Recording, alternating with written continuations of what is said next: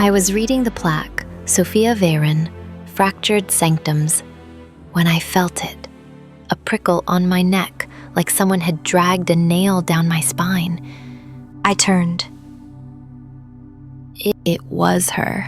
Dee, dressed in a black blazer, holding cheap wine, with a smile that could peel away the pretension of every art snob in the room.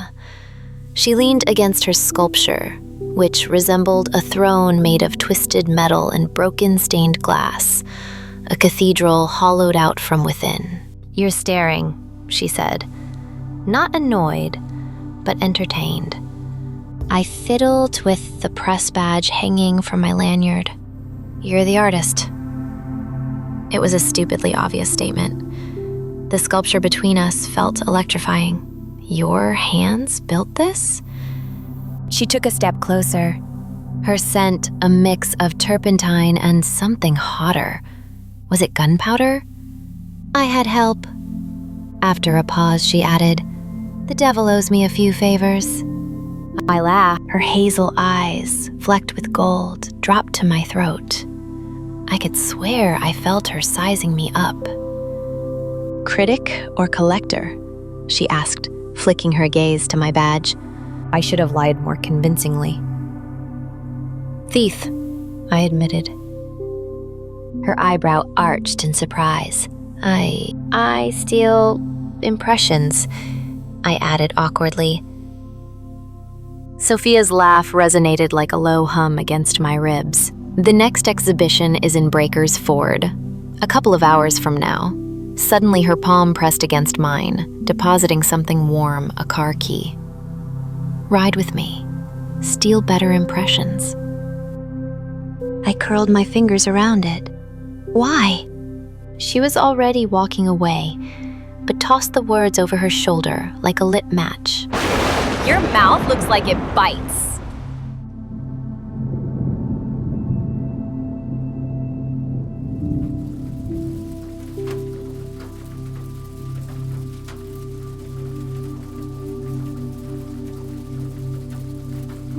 The motel blanket was thin and scratchy, but I barely noticed it, not with Sophia beside me, so close that our shoulders touched under the covers, her scent wrapping around me like a secret I wasn't supposed to know.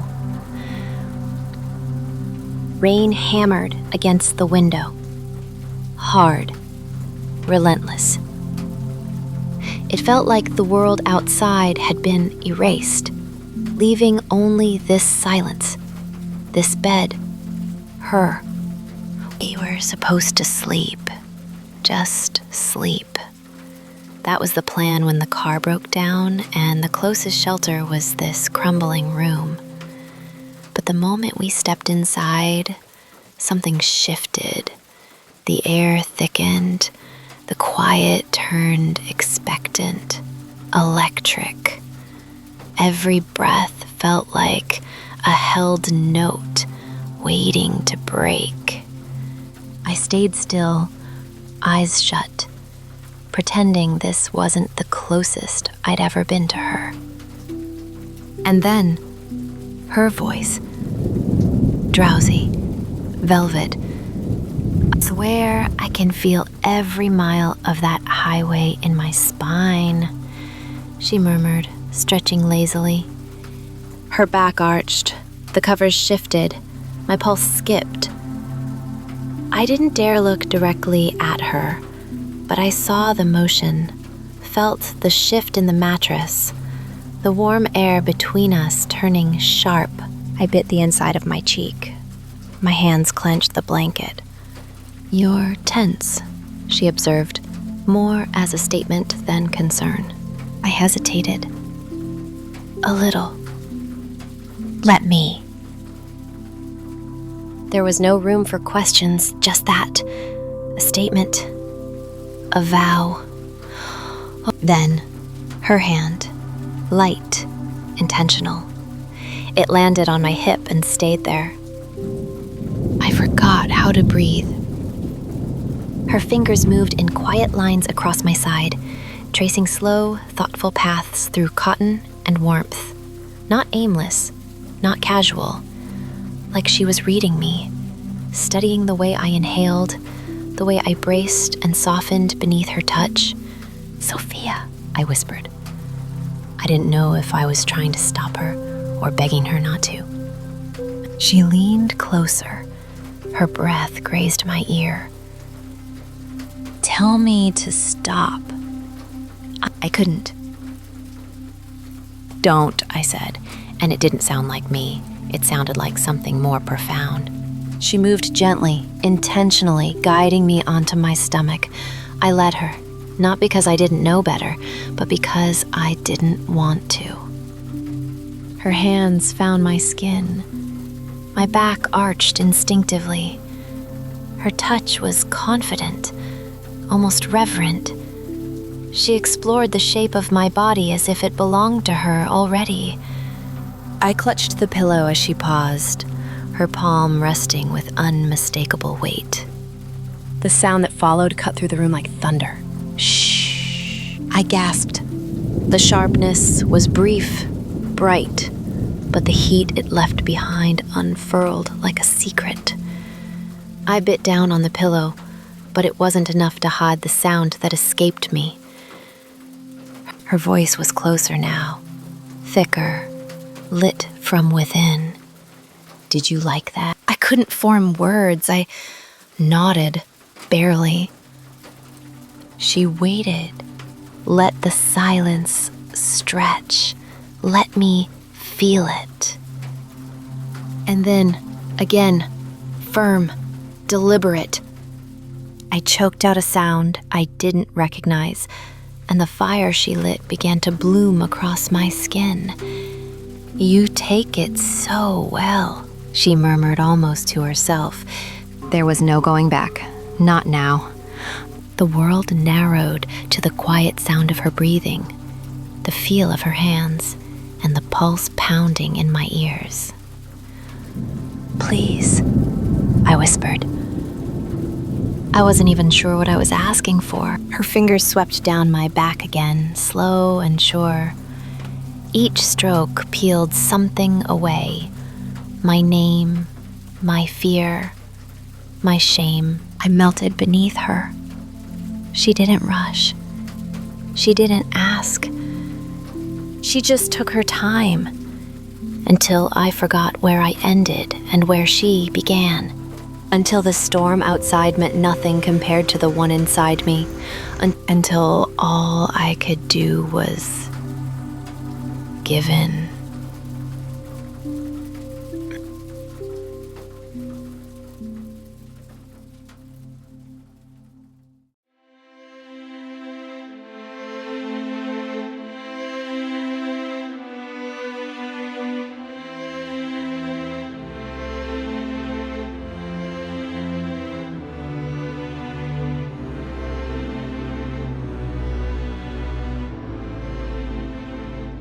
The air was thick with sandalwood and an unspoken heaviness, a tension that coiled in my chest and refused to dissipate.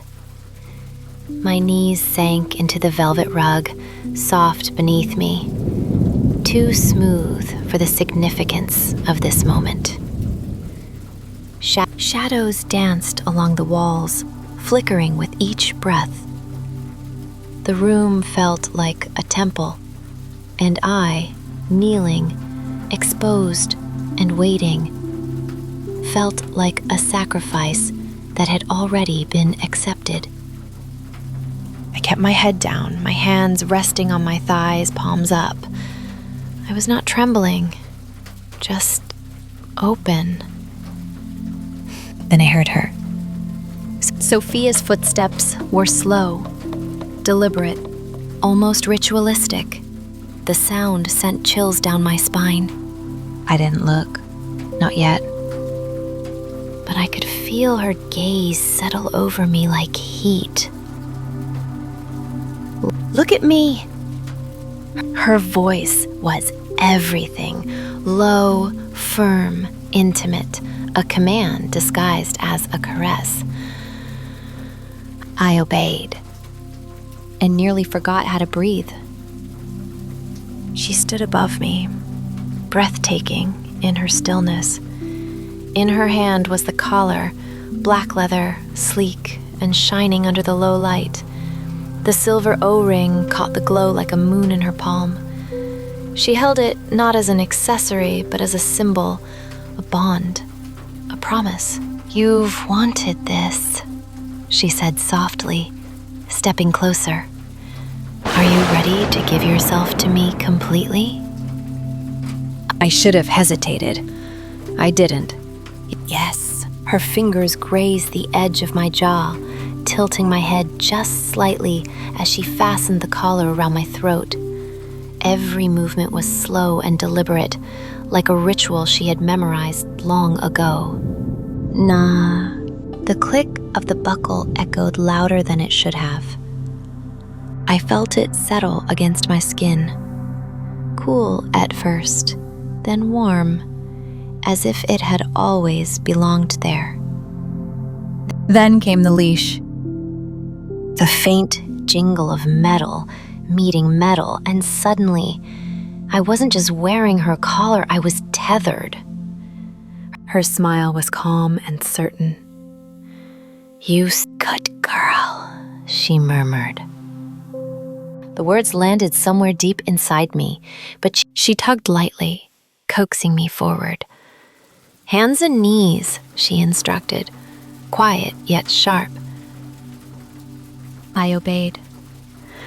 My body moved instinctively, presenting myself as she liked. Shoulders low, back arched, pride stripped away. It wasn't humiliation, it was something else. Something purer. Something truer. Her footsteps circled me, slow and assured. "Look at you," she said, almost amused. "Obedient, beautiful." Then, not harsh, not cruel, just purposeful. The first impact was a jolt, quick and sharp, leaving warmth in its wake. My breath caught, a soft sound escaping before I could stop it. "Count for me?" I swallowed. 1, another. 2. Her rhythm was careful and calculated. Each strike left me more breathless than the last, more undone. But I didn't resist. I wanted this. I wanted her. With each impact, my body softened into her touch. I whispered, my voice fraying. She knelt beside me, one hand resting low on my back.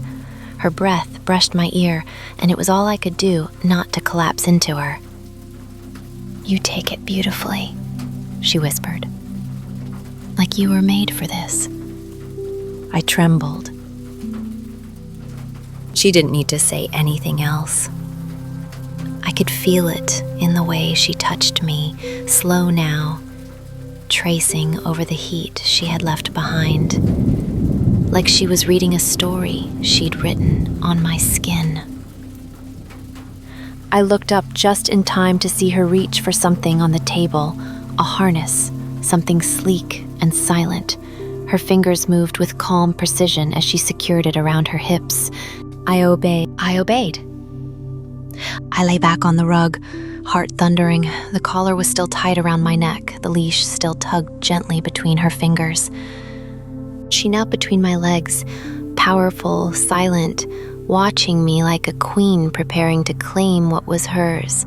Her hands moved over me, slow and reverent. She kissed my skin like she was leaving marks only I would feel. Her breath felt like fire. Her presence was gravity. And when she finally leaned in, pressing closer, deeper, more, I had no words left, only gasps and whimpers, soft, shattered sounds that had never existed before her. She guided me into a place I didn't know I could reach, one where pleasure and surrender blurred. The names didn't matter, and I needed the leash to feel whole. I wrapped my arms around her when it was done, shaking, quiet, changed. She held me close, whispering into my hair. "You're mine now." Truth was, I wanted to be.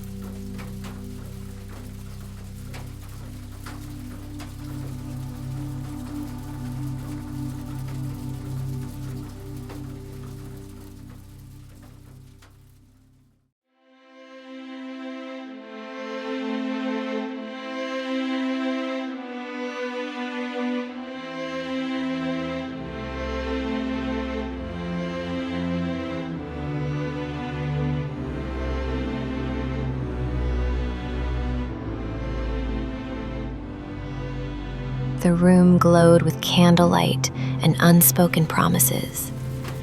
Shadows curled across the walls like vines, slow and restless.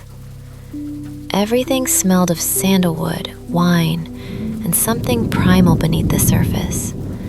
Desire, shaped into a ritual.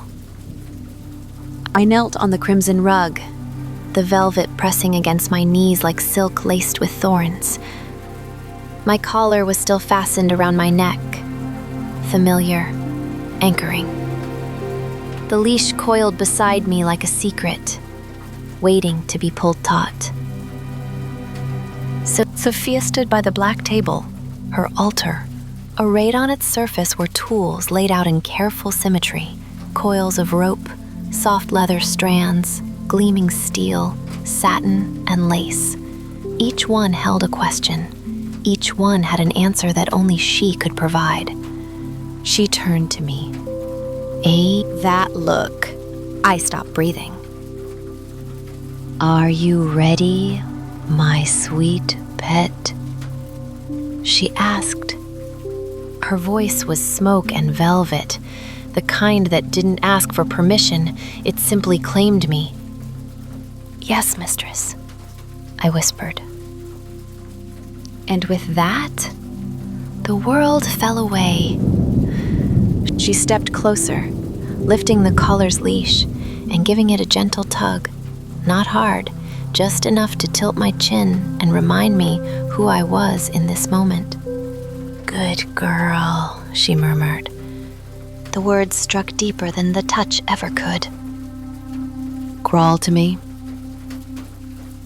My hands moved before my mind caught up.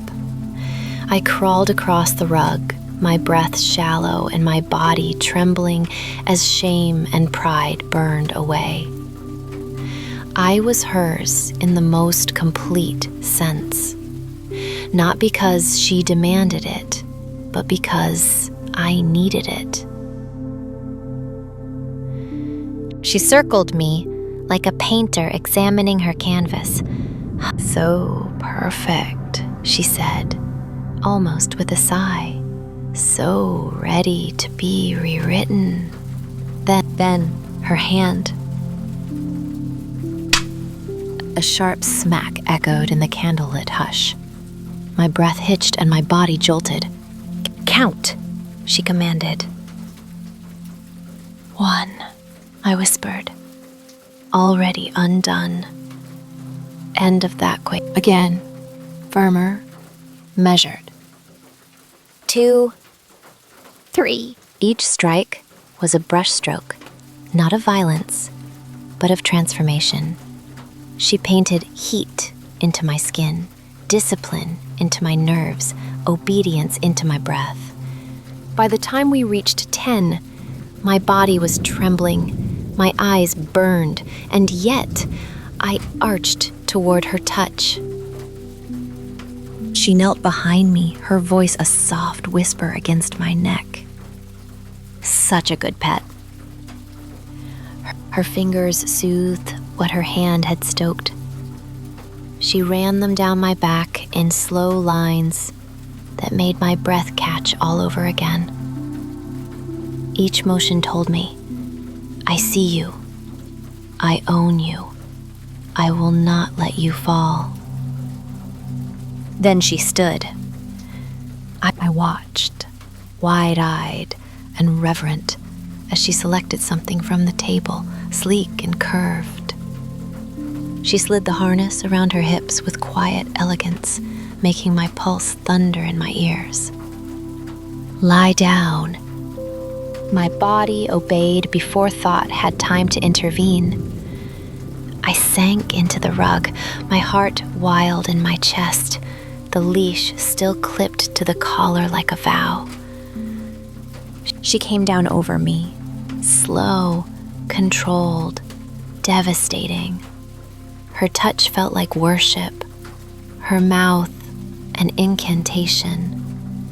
She kissed along the lines of my ribs and traced the bruises she'd painted, as if signing her name. "You're so beautiful when you're like this," she whispered, open, wanting. She leaned close. The leash tightened in her hand.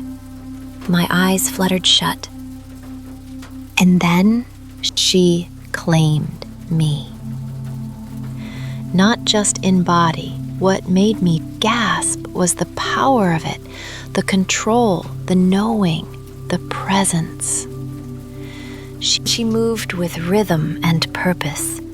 Every shift of her hips, a sentence in a language I was only beginning to understand. Her body taught me things I didn't have words for, about want, surrender, and being seen. And I let her. My moans rose without shame, ragged and desperate. I wasn't hiding anymore. "More," I begged, my voice breaking. "Please." She gave it. She moved through me, not with speed or force, but with something more profound, like every motion was a vow pressed into my soul. Her voice in my ear was low and ruthless. "You're mine. Say it." "I'm yours," I sobbed, arching into her. "All of me. Everything." The leash tightened again, not to restrain but to anchor. "Let go for me," she whispered. "Fall apart." And I did. My world shattered. Heat, sound, trembling surrender. I broke beneath her hands, and it felt like salvation. When it was over, she didn't speak right away. She unbuckled the harness and unclipped the leash, but she didn't remove the collar. Instead, she lay beside me, wrapping a silk sheet over our bodies, one arm around my waist, her breath warm against my temple. "You did so well, my love," she whispered, kissing the corner of my mouth.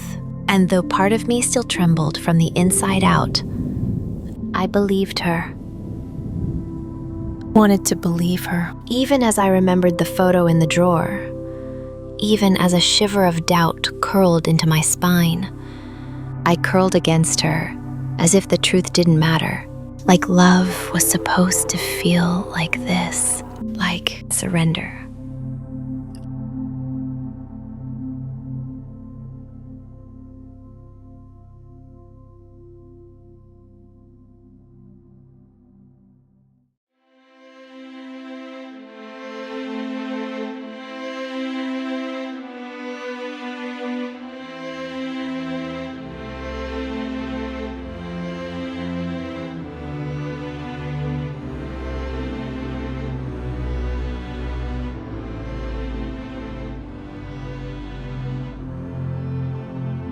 Dawn crept through the blinds, as if it were ashamed of what it saw.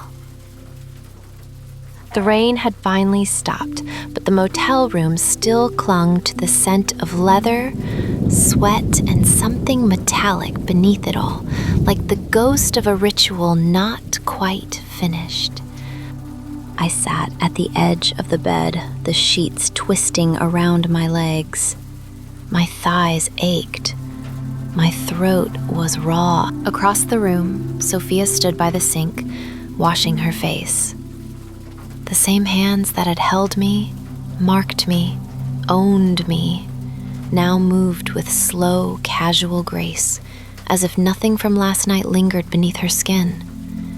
Outside, the mechanic's voice floated through the thin window, something about the alternator being fixed. The sound was jarring, too normal. It didn't belong here. None of this did. My eyes found the faint marks along Sophia's back. Slight, red trails, and a bruise near her shoulder, left by me. Or maybe taken from me. Last night, my voice was hoarse. Was that a one-time thing, or... She didn't turn. She just dabbed her mouth with the edge of a towel, calm as ever. Then her eyes met mine through the mirror. "Or what?" she asked. I hesitated, my fingers brushing the outline of the collar still fastened around my neck. "Or do I get to keep you?" A beat passed. Inside, Sophia spun around and tongued. She caught me in her arms and slammed me against the cold tile, her lips crashing into mine like a storm. It wasn't soft, it wasn't sweet, it was possession.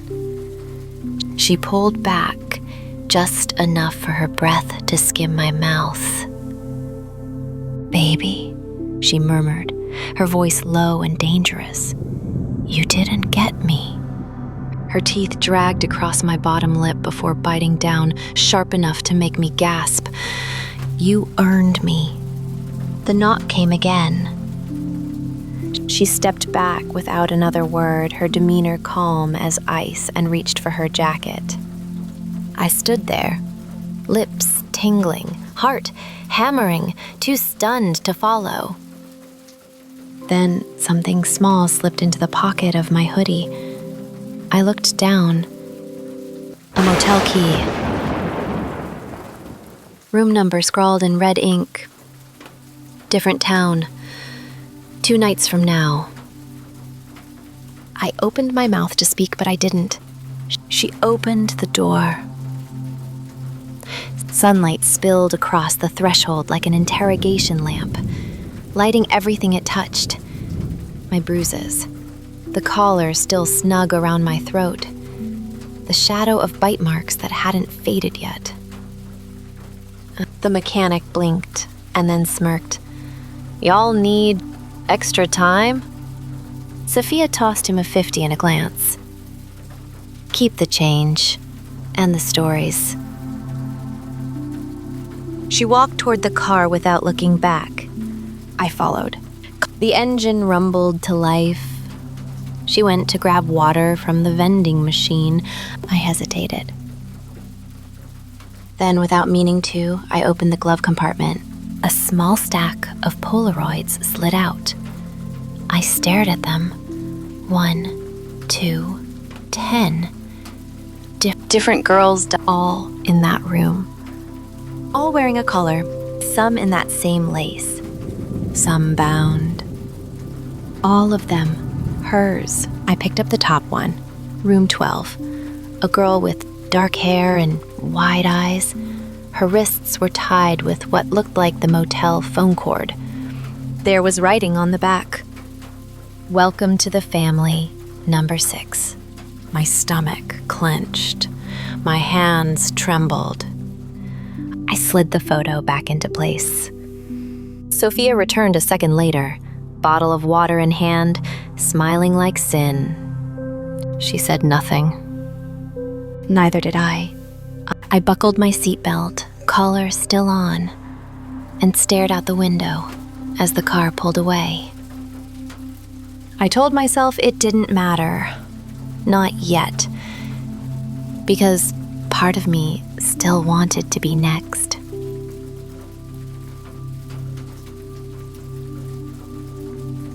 Another town. Another rain-drenched road. Another flickering vacancy sign buzzing in the dark. Room 14. The air inside was too still. Clean, ordered, waiting. A velvet box rested on the table. Black and elegant, it was carefully placed, like a gift waiting for trembling hands. Inside lay a collar, polished and unworn. The silver ring gleamed faintly under the soft overhead light. Beside it sat a black leather journal. The page was open, and the ink was fresh. 6 names, 1 blank line. The 7th. A motel phone waited on the nightstand, its coiled cord frayed and faintly stained at the edges. Its silence felt louder than it should have. From the bathroom came the sound of humming. Soft, female, familiar. Steam crept beneath the doorframe. The mirror inside had fogged over, its surface now a canvas for something written in a fingertip trail across the condensation. A single name. Julie.